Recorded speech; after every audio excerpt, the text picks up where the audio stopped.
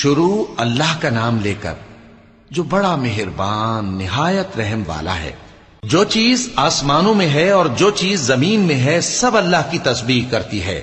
جو بادشاہ حقیقی ہے، پاک ہے، زبردست ہے، حکمت والا ہے۔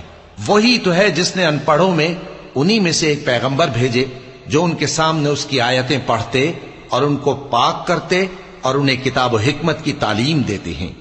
اور اس سے پہلے تو یہ لوگ کھلی گمراہی میں تھے، اور ان میں سے اور لوگوں کی طرف بھی ان کو بھیجا ہے جو ابھی ان مسلمانوں سے نہیں ملے، اور وہ غالب ہے، حکمت والا ہے۔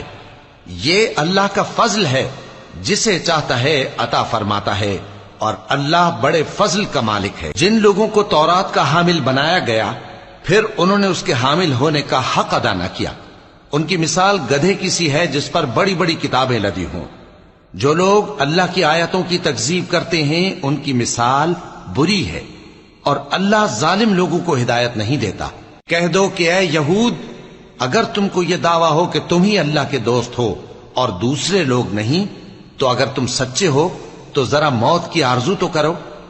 اور یہ لوگ ان اعمال کے سبب جو یہ کر چکے ہیں ہرگز اس کی آرزو نہیں کریں گے، اور اللہ ظالموں سے خوب واقف ہے۔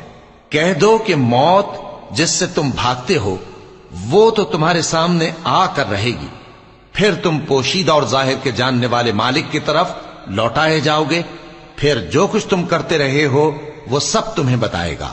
مومنو، جب جمعے کے دن نماز کے لیے اذان دی جائے تو اللہ کے ذکر کی طرف لپکو اور خرید و فروخت ترک کر دو، اگر سمجھو تو یہ تمہارے حق میں بہتر ہے۔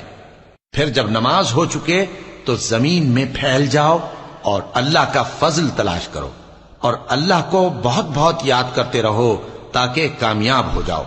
اور جب ان لوگوں نے سودا بکتا یا تماشا ہوتا دیکھا تو ادھر بھاگ لیے، اور اے نبی صلی اللہ علیہ وآلہ وسلم تمہیں خطبے میں کھڑا چھوڑ گئے۔